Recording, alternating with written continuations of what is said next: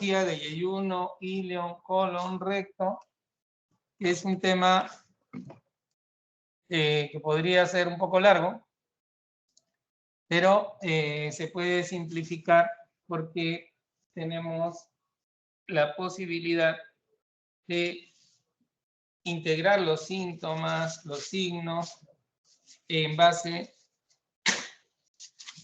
a la semiología.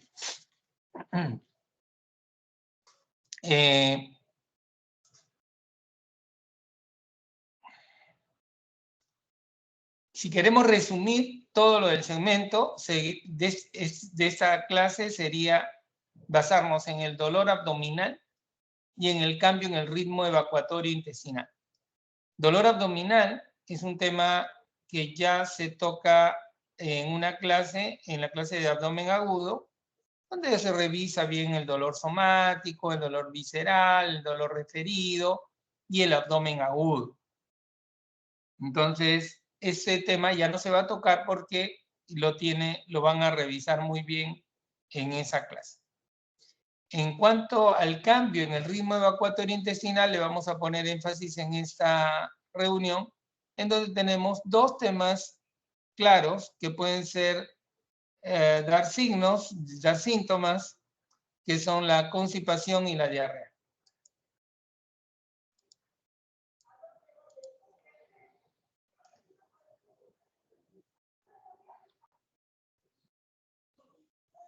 La diarrea, como síndrome diarreico, se caracteriza fundamentalmente por la eliminación aumentada en cantidad y frecuencia de heces. Si solo hay aumento de frecuencia de evacuación, se llama polaquiquesia. O sea, si una persona hace un poquito en la mañana, un poquito en la tarde, otro poquito en la noche, y equivale a todo lo que tenía que hacer en un solo viaje, a eso se llama polaquiquesia. Como hay polaquiuria, que van orinando por pocos. En este caso, si las heces se mantienen con características de sólidas, entonces solo es polaquiquesia. Pero si además estas deposiciones están aumentada la cantidad de agua, son líquidas o semilíquidas, entonces ya tenemos otra de las características objetivas de diarrea. Para que se complete esto, debe haber un peristaltismo aumentado. Y, por supuesto, el contenido evacuado tiene que ser heces, porque pueden darse casos muy especiales en donde hay evacuación, pero de otro contenido. Me explico. Si existiera una fístula rectovesical, por ejemplo, puede el individuo evacuar orina a nivel rectal y no es diarrea.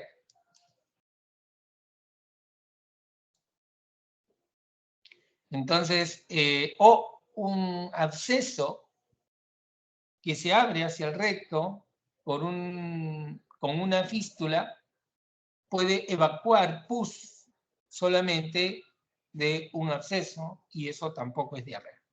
¿Correcto? Esto es en relación a la fisiología intestinal, que la conocen ustedes desde el colegio. Por definición, entonces, son deposiciones líquidas o semilíquidas en cantidad, frecuencia anormal. Y bueno, en cuanto a la composición de las deposiciones, suelen tener una buena cantidad de agua. Sin embargo, en estos casos ya puede ser prácticamente agua, en el caso, por ejemplo, de una diarrea por cólera o algo por el estilo, ¿no? Hay un buen contenido bacteriano también en la deposición, que lo conocen bien. Y la diarrea puede clasificarse según el segmento intestinal implicado. O sea, es diferente de lo que pasa en el intestino delgado que lo que pasa en el colon. También de acuerdo al mecanismo patogénico y de acuerdo al tiempo y duración. La de intestino delgado, hablamos de enteritis. Las de colon, hablamos de colitis. El mecanismo puede ser osmótico, puede ser una diarrea secretora, puede ser una diarrea motora o puede ser por alteraciones de la pared de tipo inflamatorio, como sucede en una infección, toxinas bacterianas o algo por el estilo. Una diarrea osmótica, el problema es la carga osmótica que hay en el intestino. Normalmente hay un equilibrio isoosmótico entre la sangre y el contenido intestinal. Como existe ese equilibrio, puede generar una deshidratación importante. Entre saliva, secreción gástrica, biliar, pancreática, intestinal, tenemos habitualmente 9 a 10 litros en 24 horas. Entonces ya se imaginan una diarrea en donde no se absorba esto nada más, solo con trastorno de absorción, ya va a generar un problema. El yeyuno ileón absorbe casi la totalidad de agua. Los productos finales de la digestión de las grasas, proteínas, hidratos de carbono, se absorben más en el yeyuno. En el ileón las sales biliares y la vitamina B12. Entonces, la mala digestión de carbohidratos por algún déficit de enzimas pancreáticas o disacaridasas intestinales va a generar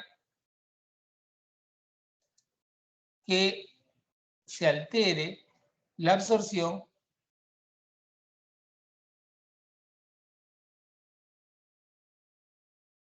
Bueno, la acumulación de monosacáridos de alto poder osmótico van a jalar agua hacia la luz intestinal. Y esto va a generar que el individuo evacúe contenido líquido, semilíquido, en gran cantidad.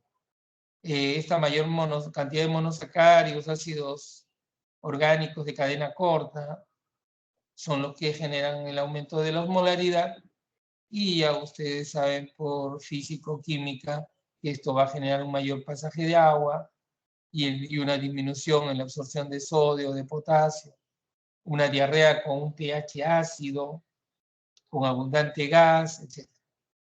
Uno de los ejemplos clásicos es la deficiencia de lactasa.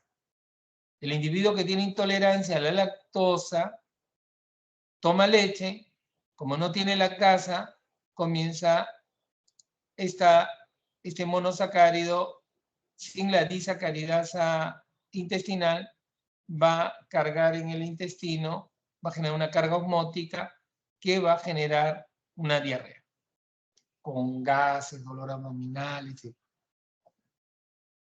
Los laxantes salinos hacen lo mismo, con aniones poco absorbibles, de gran poder osmótico. Un ejemplo típico es el sulfato de magnesio. En la mala absorción de galactosa o de fructosa o de glucosa también va a ser lo mismo. La ingestión de manitol o sorbitol va a ser esto también. La lactulosa, que la usamos como laxante en los pacientes que tienen, digamos, estreñimiento. También hace lo mismo. Una mala absorción generalizada también producirá esto, ¿no?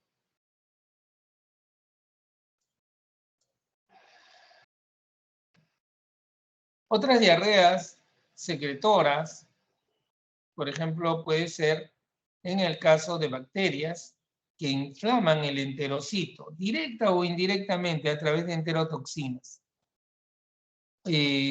Y todo esto genera una secreción activa de agua y electrolitos, produciendo grandes volúmenes de diarrea líquida.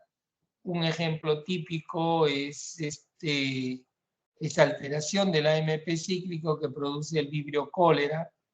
Cuando teníamos pacientes con cólera que fue una epidemia, casi una...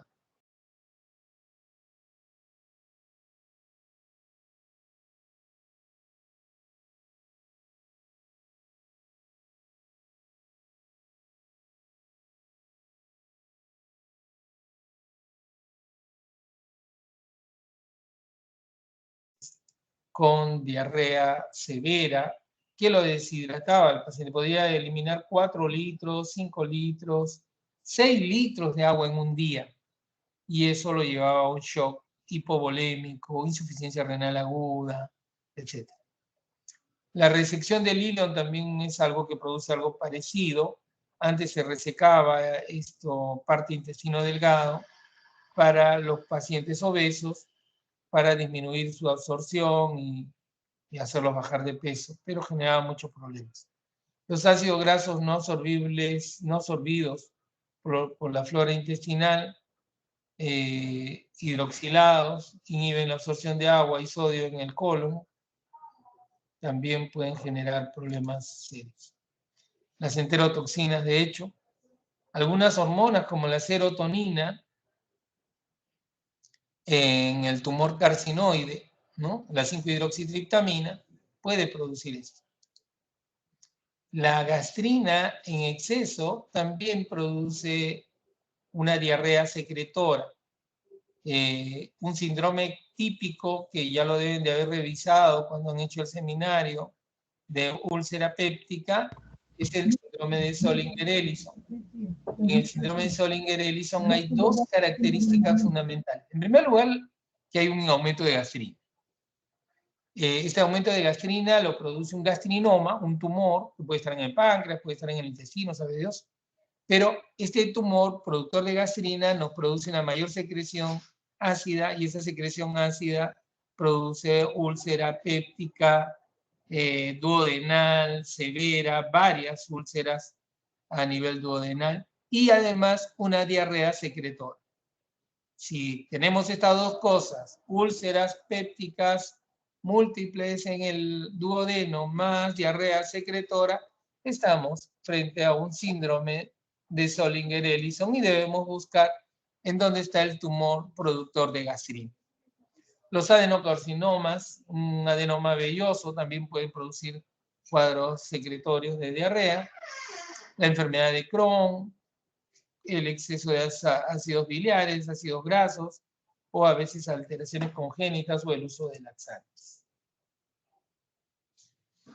En la diarrea inflamatoria, el enterocito es el responsable por inflamación, que puede ser por colonización, por invasión de bacterias, por invasión de citotoxinas, enterotoxinas bacterianas, o por respuesta, la misma respuesta inflamatoria, celular, humoral o fagocítica que terminan dañando al enterocito. Podemos ver también diarreas inflamatorias en la colitis ulcerativa, afecta al colon, o en la enfermedad de Crohn que afecta más al intestino delgado. También lo podemos ver en la shigellosis. Las diarreas motoras, aquí el tema es que la velocidad intestinal, el peristaltismo es tal que no da tiempo a la absorción del contenido intestinal y generan una diarrea fundamentalmente por los movimientos intestinales.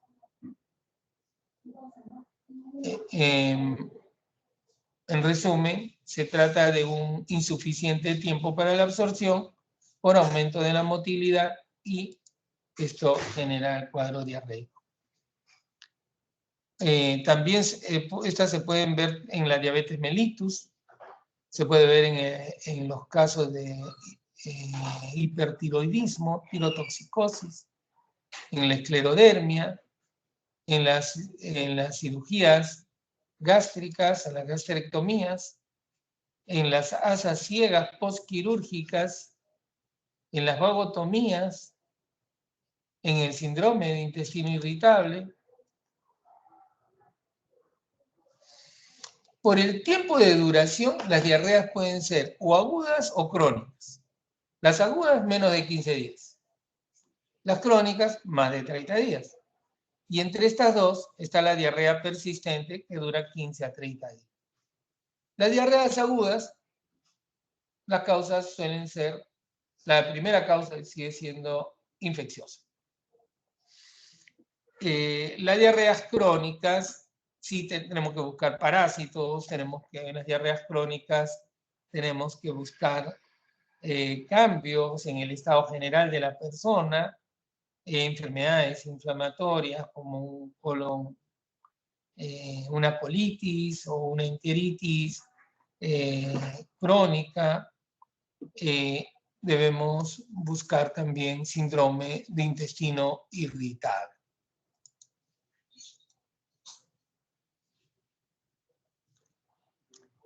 En la diarrea crónica siempre hay que diferenciar en cualquier diarrea si esta proviene de intestino delgado o del intestino grueso. Pero si se trata de una diarrea crónica y proviene del intestino delgado, debemos pensar en enfermedad celíaca o en enfermedad de Crohn. Y si proviene de intestino bajo, es una diarrea baja, de colon, pensar en una colitis ulcerativa. Como les decía, las diarreas de intestino delgado, que le llamamos enteritis, suelen ser diferentes de una diarrea que afecta al colon. Las diarreas de intestino delgado tienen evacuaciones reducidas, no son demasiadas, pero son abundantes. Hay a veces un contenido verdoso o amarillento por la bilis, olor agrio, consistencia pastosa, con alimentos sin digerir. Se acompañan de dolor cólico que calma con la evacuación. Eso es lo típico de una diarrea de intestino delgado. En cambio, cuando se afecta el colon, las heces son líquidas o semilíquidas, no suelen haber alimentos sin digerir, la eliminación es más frecuente, pero más pequeños los volúmenes. El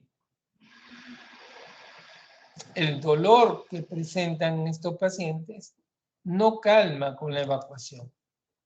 Es más, se genera el pujo o tenesmo, sobre todo por la participación rectal. El individuo tiene el pujo, lo definen como un dolor que desciende de la fosa ilíaca izquierda al recto con un esfuerzo estéril para la defecación. En cambio, en el tenesmo rectal se describe fundamentalmente como la sensación de cuerpo extraño intrampollar con esfuerzo estéril para la defecación.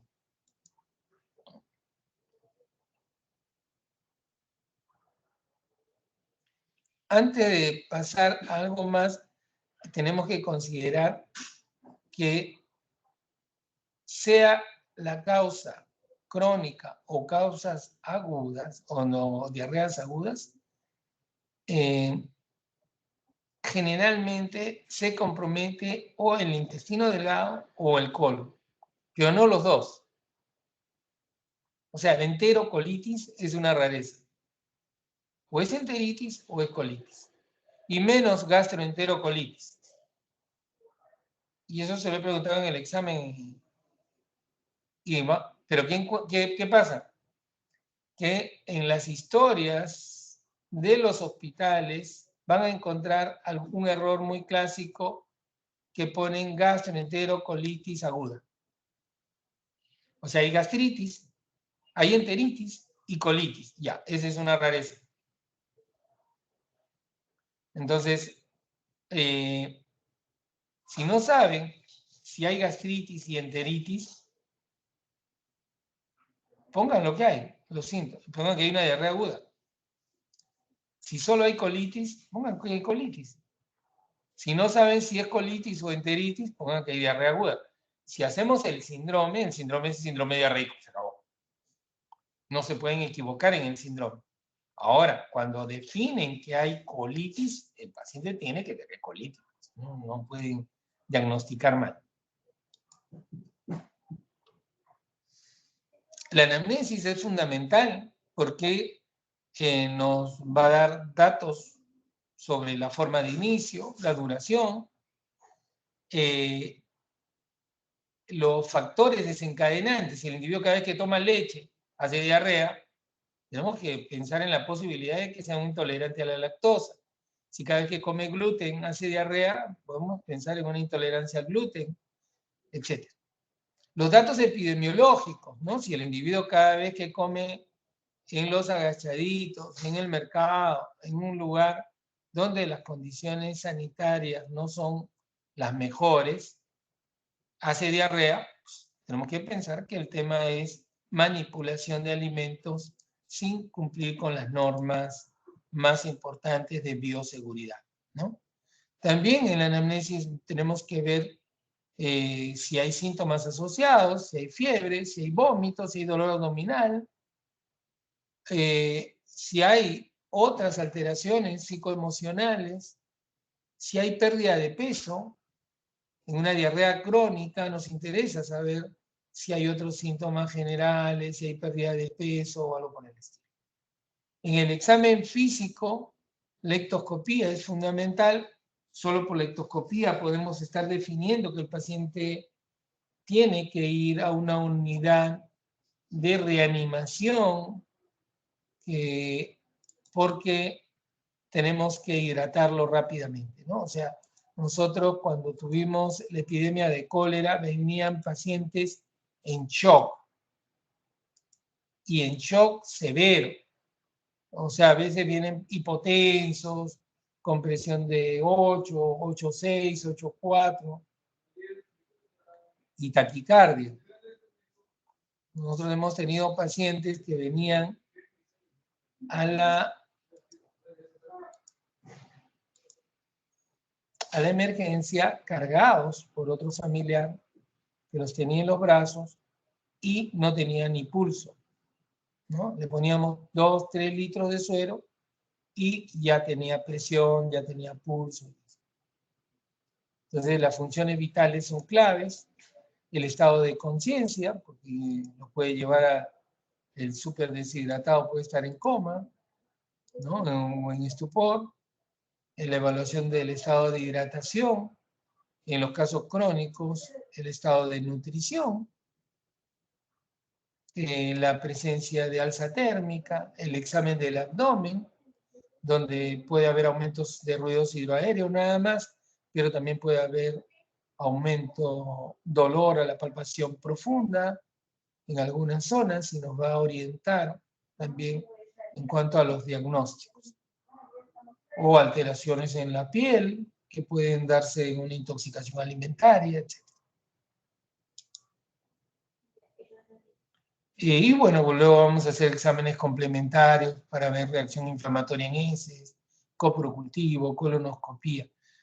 En el caso, por ejemplo, de la disentería o un síndrome disentérico, es una diarrea de colon, una colitis, en donde no se queda solo en colitis, sino que hay fiebre, hay sangre en heces, hay moco en heces, hay tanto moco que algunos le llaman esputo rectal, moco, sangre, pujo, tenés muy fiebre. Y muchas veces, y pus también en las deposiciones. Con esas características estamos hablando de síndrome disentérico. No digo disentería porque la disentería ya es un diagnóstico. Y nosotros no debemos quedar en los síndromes. Pero si este síndrome disentérico, yo hago un examen del frotis, del moco o de la pus y encuentro leucocitos, entonces estoy frente a una diarrea basilar. Y diarrea basilar significa la posibilidad de Shigella hasta que no se demuestre lo contrario. Y si no hay leucocitos, entonces debo buscar en el microscopio la presencia de amebas, entamoeba histolítica, amibiasis. Entonces, disentería puede ser basilar o puede ser amibiana. Ya como diagnóstico nosográfico, ¿correcto? Todo lo contrario a esto es el estreñimiento o constipación.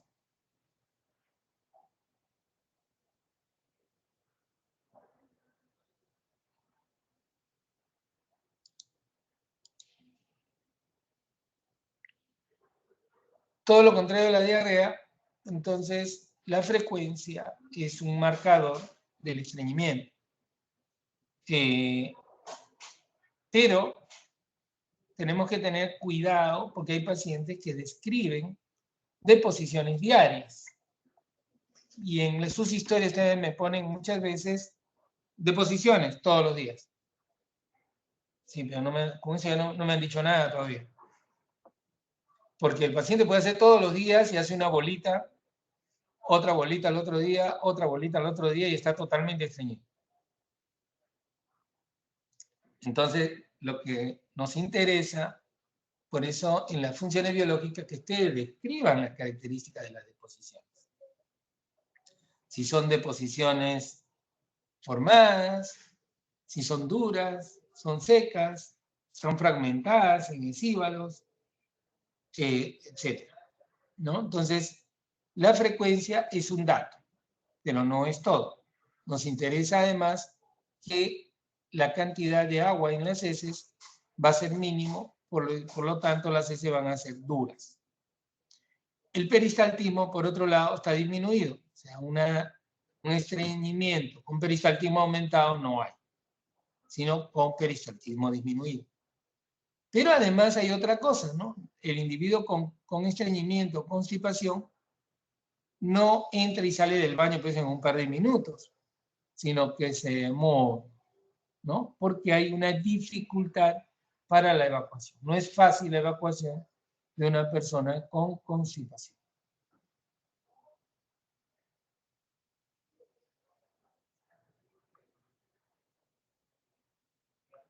En la anamnesis del estreñimiento, nos interesa saber cómo estaba el ritmo evacuatorio previo y cómo está el actual. En cuánto tiempo está evolucionando el estreñimiento, ¿no? En tiempo de evolución. Si es que ha habido cambio en la dieta, si faltan fibras, va a haber más estreñimiento. Si hay ingesta de medicamentos, hay medicamentos que van a producir estreñimiento.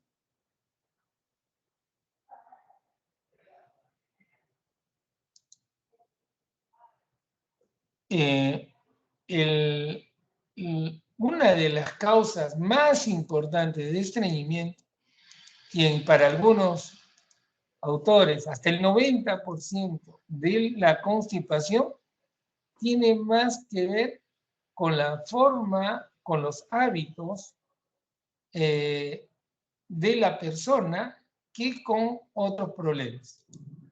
Otros no consideran tanto. Pero si se trata de hábitos, quienes tienen más constipación, más estreñimiento, son las mujeres.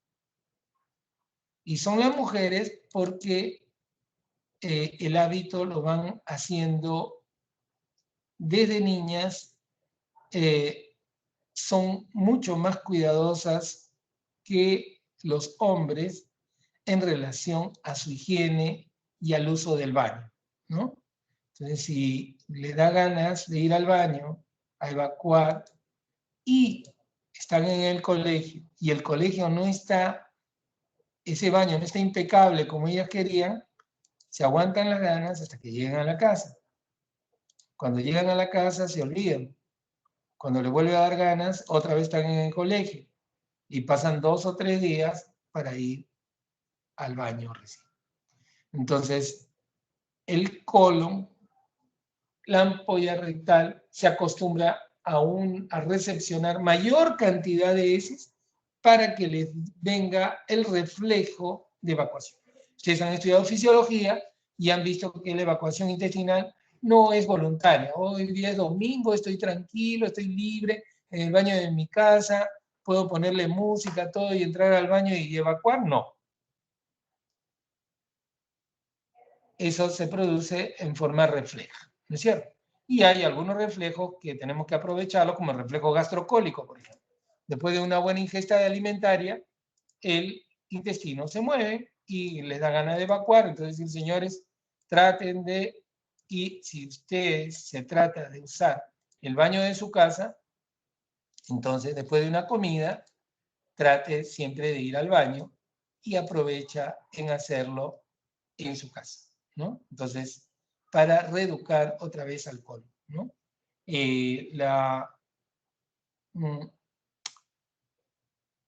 Un ejemplo claro, siempre lo vemos cuando viajamos y el bus para y dicen ya no vamos a parar hasta dentro de 3 horas, todo lo que quieran ir al baño que vayan, todo el mundo va y micciona, pero nadie va a hacer deposiciones, ¿no?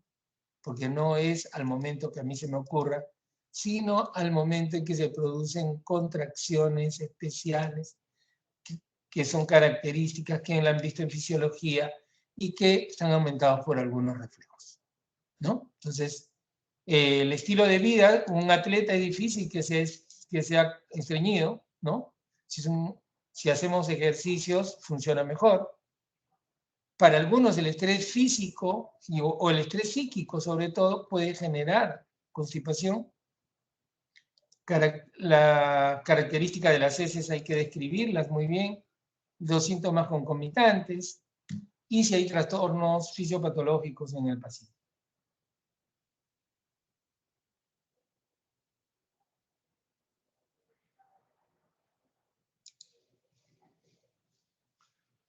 Hay causas mecánicas, neuromusculares y reflejas. Las mecánicas son obstáculos orgánicos que dificultan o impiden la progresión del contenido intestinal. A veces son tumores. Tumores que dificultan el tránsito intestinal. Otras veces son estrecheces. Otras veces es una patología extrínseca. Está fuera del intestino, pero empuja el intestino y no deja que pasen las deposiciones. A veces es alteración en el contenido intestinal por algún tipo de fístula, hipotonía, atonía, espasmo. A veces por dieta pobre en residuos.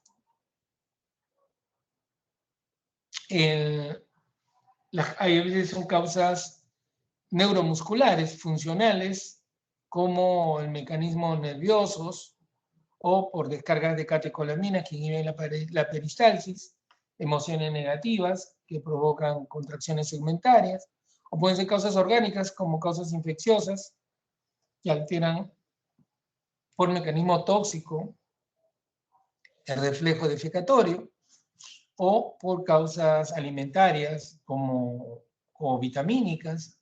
A veces el hipotiroidismo es una causa importante.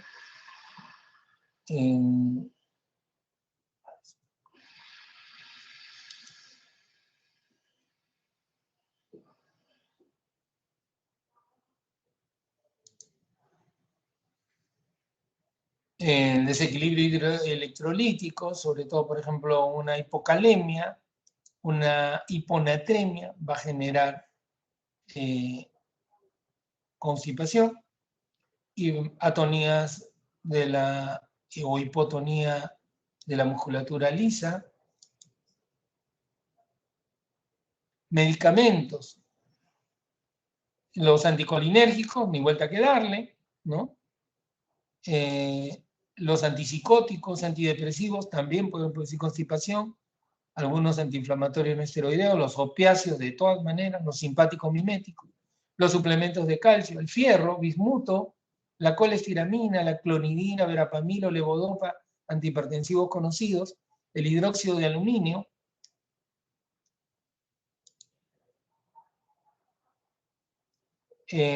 Todos estos y sobre todo los propios antidiarreicos.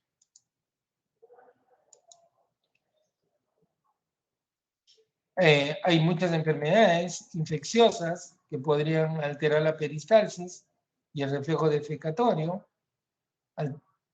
Esto ya lo vimos.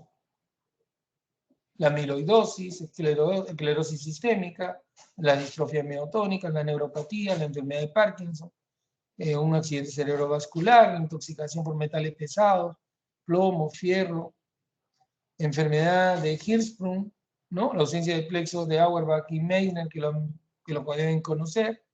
La enfermedad de Chagas, en donde el tripanosoma también daña estos plexos.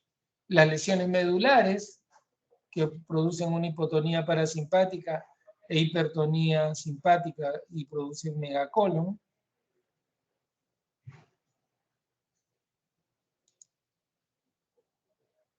Los procesos digestivos y extradigestivos, afecciones apendiculares, anales, vesiculares, urinarias, anexiales, todos estos procesos agudos también pueden disminuir el reflejo defecatorio.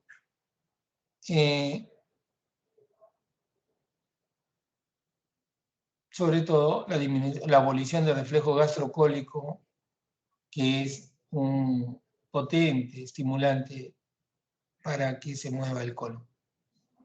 Síndrome de mala absorción lo vamos a saltar porque ya... Lo único que habría que recordar en la mala absorción intestinal es que va a generar una diarrea crónica, con pérdida de peso, distensión abdominal, muchas veces con anemia megaloblástica o hipocrómica, con carencia de algunas vitaminas, edema generalizado, emaciación, y sobre todo que hay esteatorrea.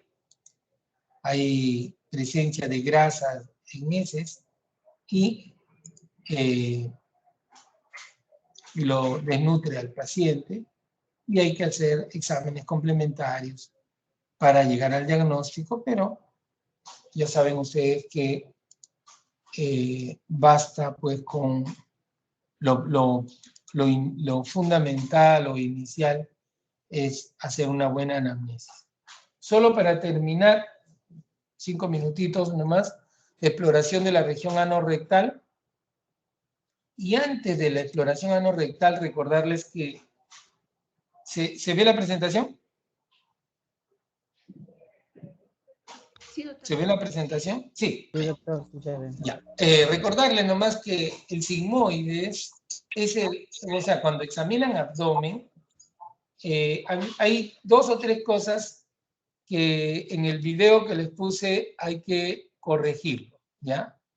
1, que la ocultación dice que basta que oculten un par de áreas del abdomen y suficiente. No, hay que ocultar los 4 cuadrantes del abdomen. ¿Ya? Ocultar todo. ¿Por qué? Porque debemos ocultar los hipocondrios, como les decía yo, porque en los hipocondrios pueden encontrar frote en caso de una perihepatitis o una periesplenitis. Entonces debo ocultar los hipocondrios. Para los ruidos hidroaéreos, sí voy a ocultar el resto del abdomen, pero debo ocultar todo el abdomen. ¿Por qué? Hay pacientes que tienen falta de ruidos hidroaéreos en la mitad del abdomen y en la otra mitad sí tienen ruidos. ¿Por qué? Porque hay una zona en donde hay adherencias y en donde no hay movimiento. Y otra zona que tiene movimientos normales o hasta exagerados para luchar contra una obstrucción intestinal, que le llamamos suboclusión intestinal. Entonces, yo debo ocultar todo el abdomen. Esa es una cosa. Otra cosa es que en el video hablan de timpanismo como algo normal, que el abdomen es timpánico. Nosotros no consideramos así. Consideramos que timpánico es el abdomen, un abdomen anormal. Un abdomen que tiene una perforación, una peritonitis con aire libre en cavidad, y eso me genera timpanismo. O aire o una obstrucción intestinal que genera dilatación de asas intestinales en forma tremenda y genera timpanismo. Entonces, timpanismo es anormal. La sonoridad normal es sonoro, ¿correcto? Y lo exagerado, la hipersonoridad. Y la otra cosa es que mostró cómo palpar el sigmoides. El sigmoides es de todo el intestino delgado no lo palpan, el colon tampoco es fácil de palpar, sobre todo el colon derecho, el ciego, donde hay un contenido semilíquido, es difícil palparlo, el transverso, más todavía, y el descendente sí ya se puede palpar. Y el sigmoide sí, porque tiene contenido de heces formadas, de heces semisólidas. Y el sigmoide tiene una característica especial. Uno, que es superficial. Entonces es más fácil de...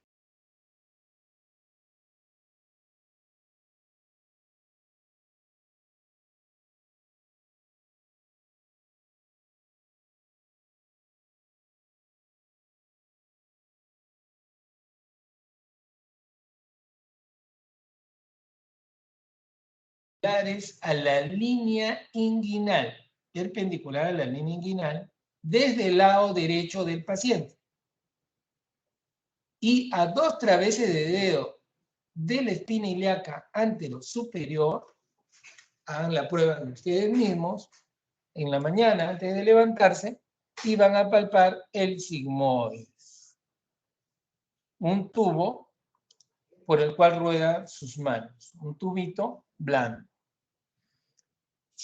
Este puede estar disminuido de tamaño en las inflamaciones, en las colitis, o puede estar aumentado de tamaño o casi tumoral en el caso de que estemos frente a un caso de un gran estreñimiento o una impactación fecal, una colección de heces duras, ¿no?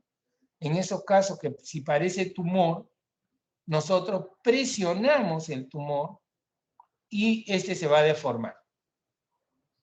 Si se deforma, es heces y se llama signo de la arcilla. Si no se deforma y es remitente, entonces es un tumor. ¿Correcto? Bueno, hecha esa salvedad, la zona anorrectal es una zona que es difícil para que la puedan examinar ustedes solos, pero sí debemos saber algunos datos de esta área, los síntomas que lo llevan a la consulta al paciente: prurito anal, dolor anal, sangrado, evacuación dolorosa o con sangre, sensación de cuerpo extraño, tumefacción o masas o nódulos, presencia de secreción, en algunos síntomas prostáticos. El dolor anorrectal es importante tenerlo en cuenta porque hay receptores importantes en la región anorrectal, entonces una inflamación en el área duele y duele bastante. Entonces una fístula o una úlcera anal, abscesos anorrectales, los abscesos anorrectales generan un dolor prácticamente tipo latido, ¿no? Entonces el paciente siente como que si el corazón se le hubiese cambiado de lugar.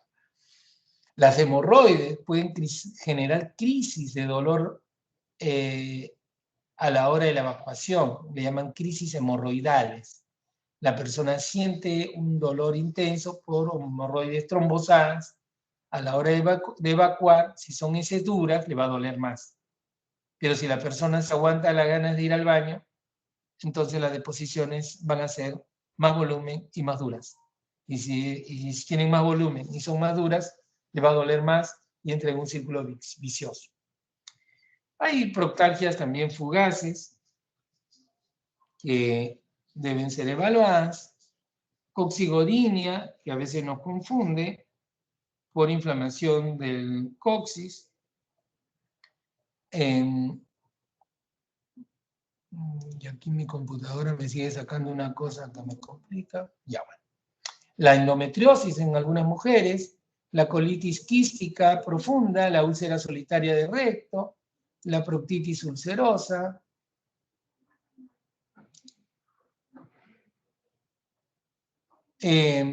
O en otros casos hay tenesmo rectal, como que les decía que es ese impulso repetitivo, doloroso e inútil de defecar.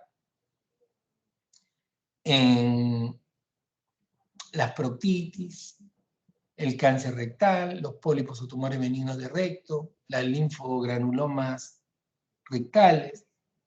Empacamiento fecal, eso está mal escrito, es impactación fecal. Y la impactación fecal la vemos en casos de gran estreñimiento. Llega un momento en que las heces se detienen y se forma como una piedra y le dicen fecalón.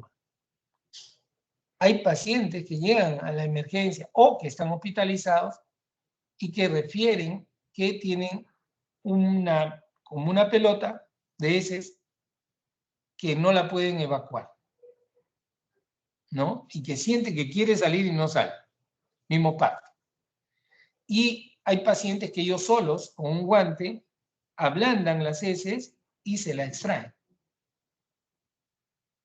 Y en otros casos, el interno o residente en el hospital tiene que hacer ese trabajo de gasfitería, de con el dedo ir sacando esas heces duras retenidas a nivel anal.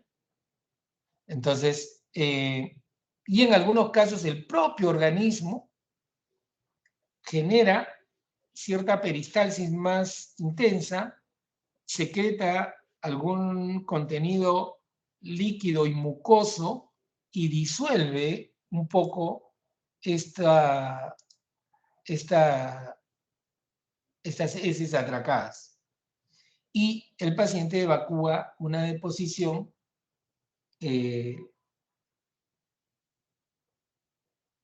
semilíquida y trozos de deposiciones duras, pétreas, que les llaman encíbalos. O sea, hay una mezcla de deposición líquida y de deposición dura en un estreñido. Y este paciente, en ese caso, ¿qué tiene? ¿Diarrea o estreñimiento? ¿Qué dice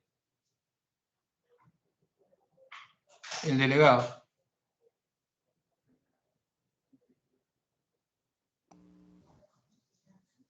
Anita, fíjate cómo está la cosa. Ya. ¿Qué dijo? Estreñimiento, pero ha hecho deposición semilíquida.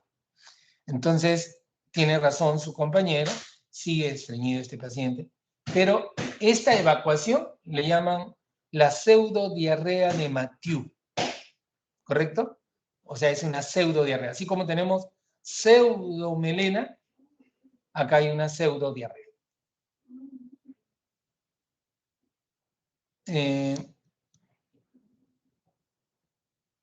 Prurito anal también podemos ver en casos de infección por hongos, cándidas, parásitos, ascanilumbricoides, oxyro vermicularis, dermatosis, psoriasis, eczemas, dermatitis seborreica, neurodermatitis, leucoplasias, higiene deficiente también es una causa, condilomas, fístulas, triptitis, comedones, prolapso rectal, ameboma por amebiasis, cicatrización posoperatoria de una hemorroides, menopausia, puede ser también de tipo inespecífico o pueden ser psicogénicos.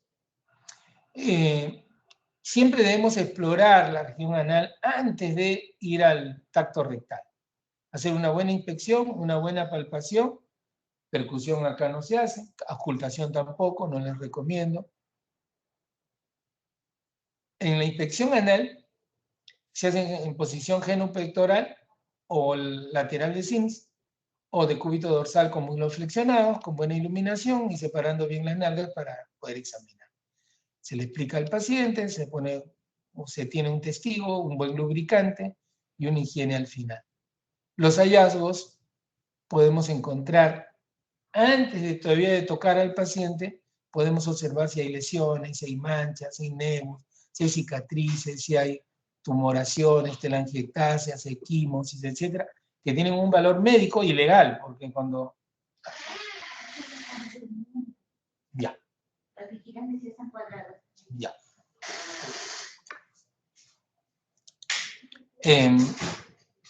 Podemos ver abscesos perianales, úlceras perianales, verrugas, condilomas, hemorroides externas, hemorroides internas, prolapsadas, y podemos valorar a la hora que se introduce el dedo si es que los fondos del saco están ocupados, si es que hay heces en la ampolla rectal, podemos evaluar la próstata, si está aumentada de tamaño, si hay crecimiento prostático, si hay un cáncer, si hay inflamación. Podemos observar también las características del canal anal, los puntos renoureterales inferiores, y en el dedo del guante van a quedar restos que nos permiten diferenciar una melena, una rectorragia, una hematoquesia, una pseudomelena, restos de una disentería, mucus, pus, sangre, heces. Podemos valorar también el tono del esfínter anal.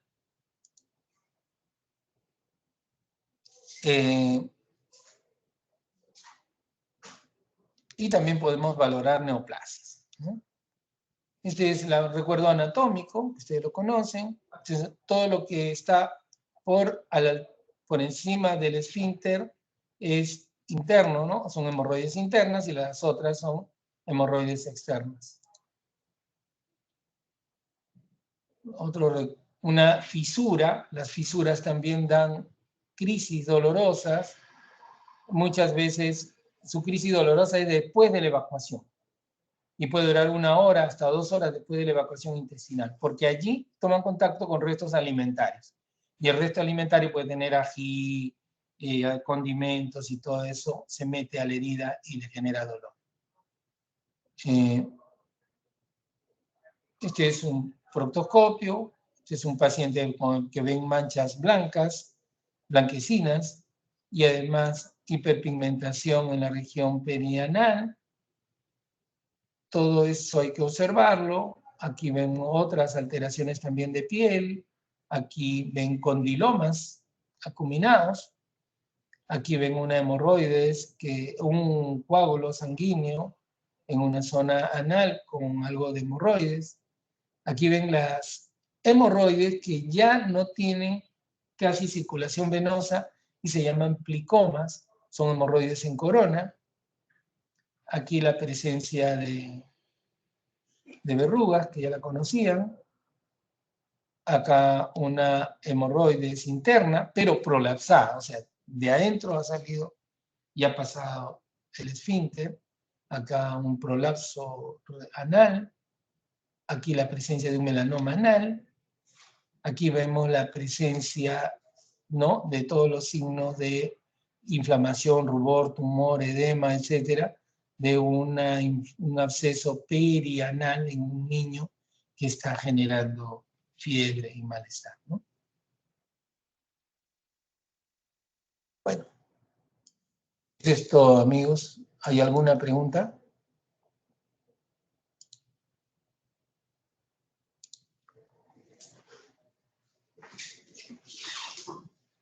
¿Alguna pregunta?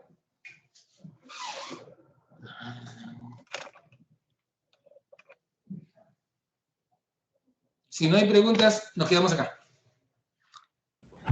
Doctor, muchas gracias. Hasta luego. Nos vemos. Nos vemos. Gracias, doctor. Muchas gracias. Gracias. Buenas noches. Buenas noches. Buenas noches.